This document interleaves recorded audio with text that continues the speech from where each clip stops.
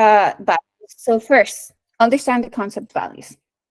So when we have a little more clarity on that, then we reflect in our past experience. Yes. Consider moments in your life when you feel most alive, fulfilled, or true to yourself.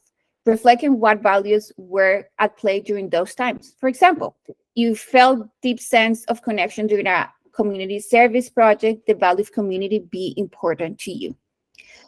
And I think for me, when I was switching careers, and again, because I was in retail for so long, one of the things I loved the most was when I see my coworkers and when I coming to door to work in retail, that working in retail is not easy and it's not fun, but they were excited. They were so excited to work. They were excited to see me. They were excited to see their coworkers and, hey, I like this. I like I can empower people to come and work and grow in a work like retail. I love that. So for me, yes, I do really like this.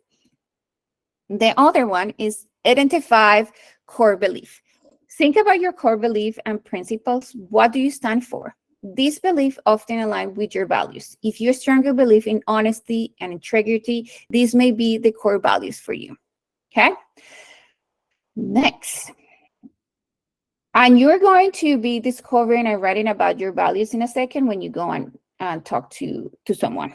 But 4, explore your hobbies and interests and consider the activities and hobbies that bring you joy and satisfaction. Your interests can be indicators of your values. For instance, if you love spending time with your family could be a significant value for you. And I feel like when we are changing careers, we put these hobbies and interests on the side because we think that they are not part of our new career. But this is something that it have keeping us alive and have keeping us with love and passion with our whole life. Yeah, for example, for me, I always knew as a kid that I want to create things, that I love putting things together, and boom, I have something beautiful. Yeah, I have something that it makes happy someone else. Then that's when I started thinking, okay, design is something that I wanted to do. I talk a lot about, like, for example, for my job right now, that is a mental health. I really like in a space that we can like have a work and life balance, and that is reflective in the work that I do. So how all of these hobbies and interests really go into our values. 5th, define what it matters most for you. Ask yourself what truly matters to me in my life. List the things that come to mind and then reflect on why they are important. This can help you to uncover underlying values. For example, if personal growth matters to you, so learning or growth might be a value. And last, create a statement values. Craft a value statement that summarizes the principles that you want to live by. This can be consistent expression of your values that matters most of you. For example, I value authenticity, connection, and continuous learning. And where is this all coming from? I don't know if you don't know Brené Brown, but her books are amazing. And she is a researcher. So she is a researcher. That's her career. And that's where she getting all this information from years and years of research and talking to people. If you haven't read Dare to Lead, really good book for your growth professionally, but I think most personally, because when you start discovering who you are and what you value and how that can lead you to great things, that is like, hey, me, my personal, who I am is really powerful for this moment. Okay. So I gave you all a list. Dare to Lead. This is Dare to Lead by Brené Brown. So you can see kind of her name here. But yes, perfect. So I'm going to put you in pairs. How many of us are here? I'm going to put you in break rooms. So what you're going to do, you're going to go through the step with your partner and ask questions. You don't need to go to the steps. Maybe you can just say, yeah, my values are this because of that and that. Just talk about this with the person that you're going to pair up. What we want to get from this, we want to get 3 values, and those are the ones that you're going to put in your card, okay? So you have the 3 top values. You're going to put them here, okay? So you can use the list, you can use whatever you want to do this. But I think one of the most important things, and as I was saying, for me, for anyone, these values change over time. I think one of the values that was really important for me when I was switching careers is I want professional growth. I want something stable, professionally stable. That was, so my work was one of my first goals. And if you ask me today, definitely no, that's not my priority of my goal, definitely, or my values is not on the top of the list, because right now I have a job that I really like, I have a stability. So for me, maybe it's more I want work and life balance. That's one of my values. So these values change with life and as you change and growth. So, okay, how many break rooms? 10. No, you have to always give me a second because this takes some time. But as I do this, what is the book name? Dare to Lead by Brené Brown.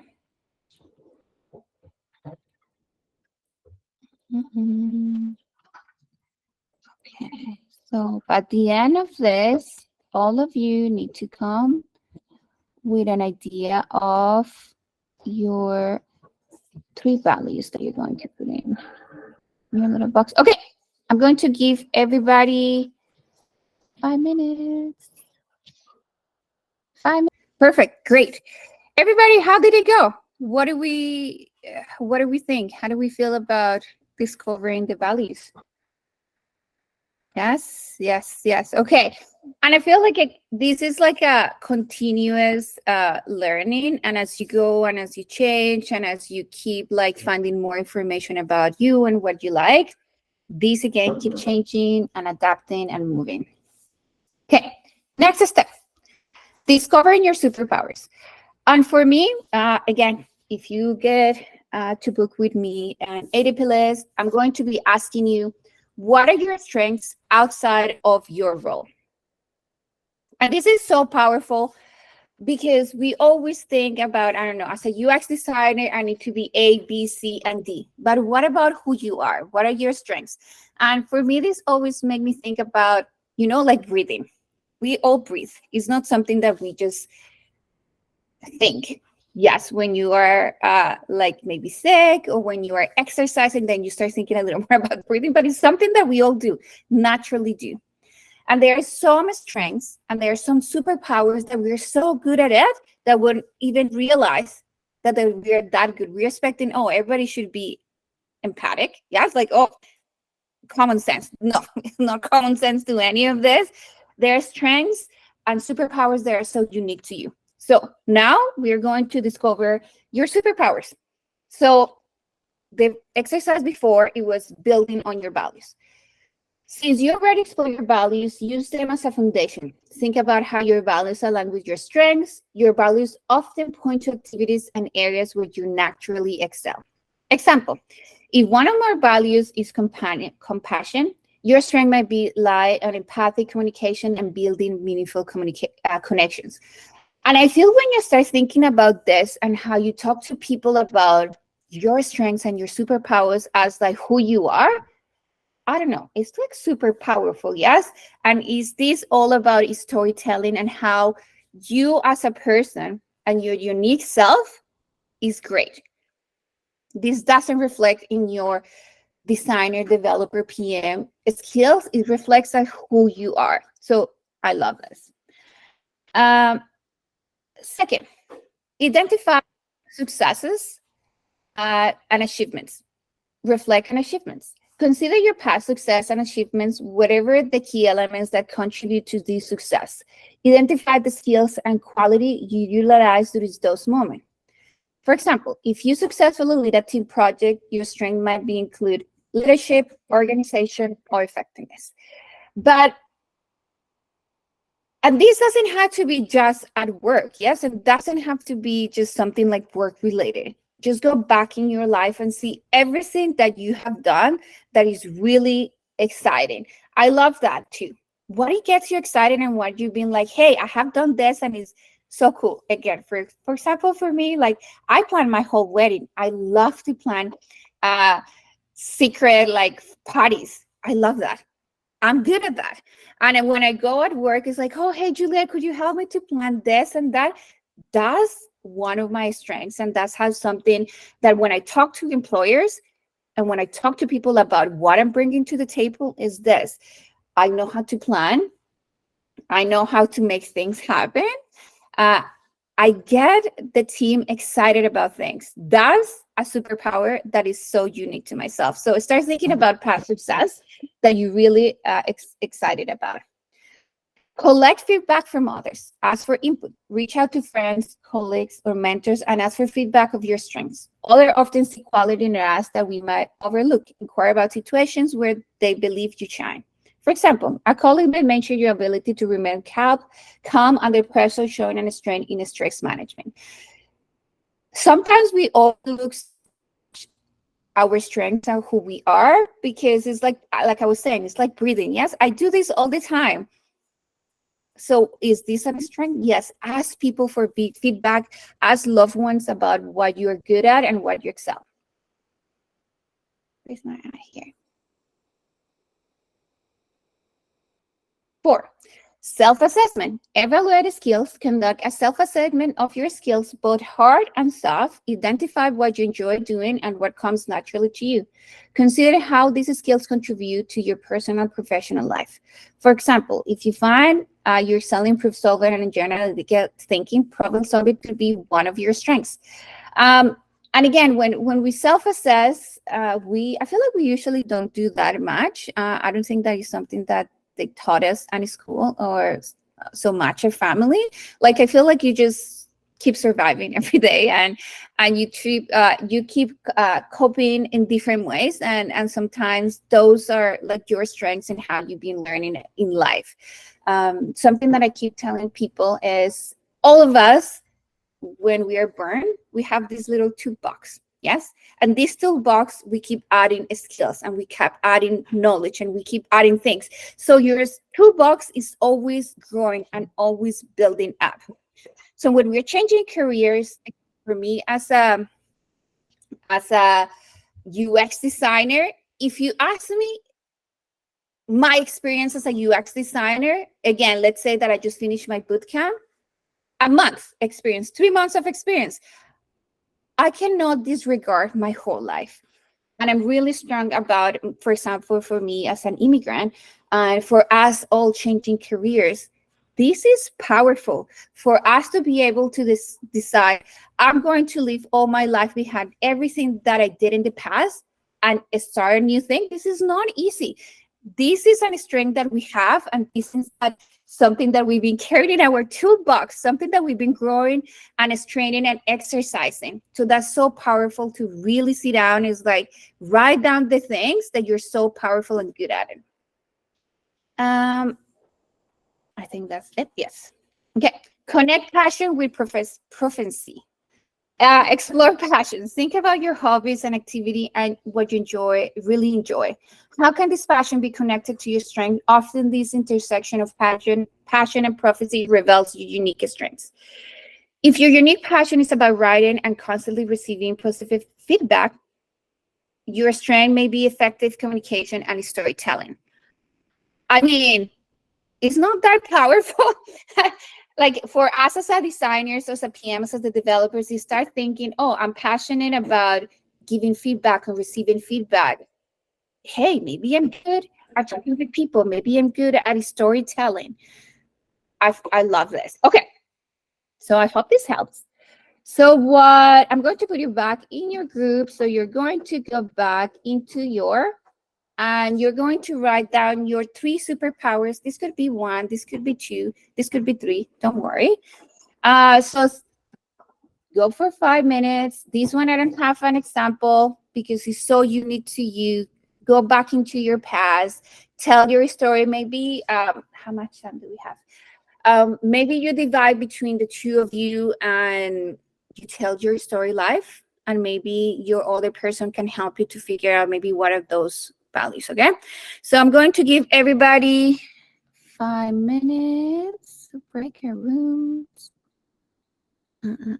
Everything should be good to go. When you start thinking about your strengths, now start thinking how they connect with your role, yes? And how they connect with all the skills that you've been learning about your new role. I keep forgetting it's here. Okay, so we have like 10 more minutes. Let's do this really quick. Okay. I feel like we are changing careers and it's not easy, yes, because we keep saying, oh, people is getting jobs, people is getting hired, people is so good at this, yes.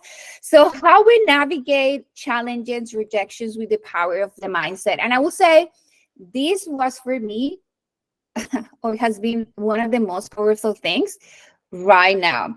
And I feel like if you talk to me and we talk about cherry and tech, I will say, I love people when tell me like, something went wrong, something went fail, something was not good, because like, what did you learn? How you going to use this for the next time? So I love this. So the first thing, acknowledge and accept. Recognize the challenge. Start by acknowledging the challenge or rejection. Avoid denying or suppressing the situation. Accept the setbacks are natural, part of life, and grow. For example, if you didn't get the job that you applied for, acknowledge the disappointment and accept that it's a temporary setback. And I will say for me, when I finally took the decision to change careers, it's because I got laid off for the second time. And I'm like, I cannot keep doing this. And if I think about the job that I didn't get, if I have got that job, maybe I wouldn't be here today and I wouldn't have changed my whole life and do things that I'm really passionate about. So second, reframe your perspective, shift your mindset. Reframe the situation by looking at a different angle. Instead of seeing it as a failure, being as an opportunity for learning and grow. Identify potential silver lining. Example, rather than viewing rejection as a person flaw, see it as a chance to explore other opportunities that may be a better fit. Positive self-talk. Ooh, I love this, yes? And if we think about the thoughts, any thoughts that come to your mind, how many thoughts are coming to your mind all the time? Even right now that I'm talking, I know there are thoughts that are going by. There are so many thoughts that don't belong to my set of beliefs. There are so many thoughts that are not who I am. And when you start identifying, this is not who I am, I do not believe in this, this is when you start saying, and positive self-talk is going to be powerful. I'm not saying, I'm saying to myself, oh, I'm the best UX designer of the world. No. But I'm saying, hey, I know that I need to, maybe sometimes it comes like, oh my goodness, you're so bad at this. You will never be as good as in UI as this person. You will never be. It's like, hey, no, I have an opportunity to grow. I have an opportunity to be better in this space. So engage in positive self-talk to counter thoughts, negative thoughts. Remind yourself of your strengths, your past achievement. Encourage your mindset that fosters resilience and optimism.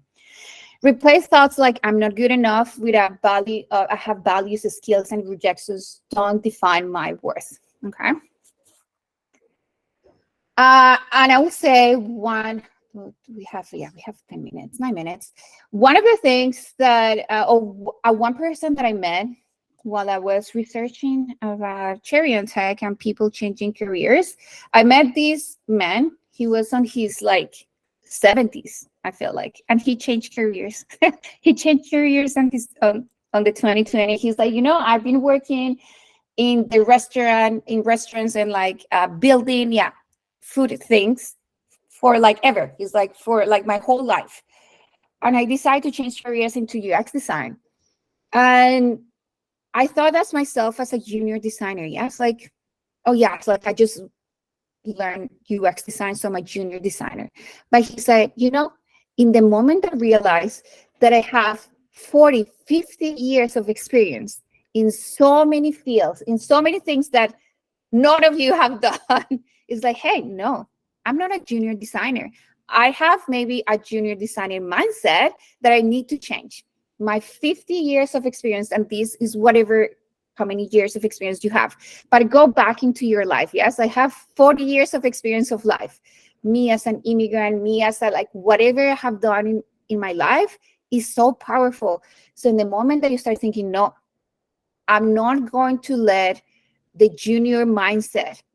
Maybe, yes, maybe I am a junior designer, maybe I'm learning, but I don't have a junior mindset. That's powerful. Okay. Seek feedback and learn. Again, this is so powerful. Approach to those involved for constructive feedback. Use this information as a tool for personal professional growth. Understand that feedback is valuable resource for improvement. Ask for feedback if your project didn't go well as planned, or use these insights to enhance your skills and strategies. Focus on what you control. You cannot control the market. Yeah, the job market is out of your hands. It's out of your hands who people is getting laid off. It's not up to you. It's not up to you when people is getting jobs or when you are not getting interviews. You don't control if people call you, but you can control who are you talking, what are you doing, what projects are you working on. You can control your mindset. That's under your control, okay? So identify controllable factors. Concentrate on aspects with your control. What you may not control is external circumstances you might influence over your reactions and actions. If a business proposal is rejected, focus on refining your presentation and skill or enhancing the proposal content for future opportunities. So how can you make it better? What is under your control? And to finish up, embrace failure as a stepping stone. Change your perception of failure. Embrace the idea that failure is not a permanent endpoint, but a stepping stone towards success. Learn that for each setback, adjust your approach and persistent in your face of challenge. Thomas Edison's perspective illustrates that each failure brings value insights, moving you closer to finding an effective solution. Every time that you get a rejection for a job that didn't want you, you're getting closer to the job that is going to value, that is going to get to the job that you really care. For a job that is going to love absolutely every sense of you. Why are you going to work in a space that doesn't care about you? If you're showing yourself in a unique self as yourself, like as your personal, unique person, and they don't value that, you don't want that space. So you're getting simply closer to what you want. Okay, so what do we want for when you go into your groups? You're just going to take one action from these things. You don't have to do all of them, but how can you do that action? So take a moment to acknowledge the challenge of rejections, write down 2 positive access of potential opportunities. You're going to read these, so I'll give people time for this. So just write down one of these actions in your little squares and talk about it. Bye, everybody. 5 minutes. Hi, everybody. How did it go? Good. I'm glad. How do we feel? Pumped and excited about what is coming up to all of you? Yes, nice. And we don't have time for thinking about your brand. And I feel like I will leave that as a homework for all of you, because now with all this information that you have and all your values and strengths, think more about like creating a personal brand and what is that. So think about self-discover, target audience, create your unique selling points, craft your brand message, online presence, consistent virtual identity, networking, engagement, continuous learning, and growth. And if you go back, I feel like it was in week maybe 6 or 7 that we were talking about elevator pitch, how your elevator pitch is going to change with all the things that you learn about yourself. That's it for me. I hope that you have a lot of fun, that you're enjoying sharing these with your partners in crime. I'm so happy to see everybody's learning some values and strengths. So powerful. Thank you so much for sharing. Have a great weekend, everybody. Thank you. Thank you. Thank you. Have a great weekend. Bye, Bye-bye. everybody.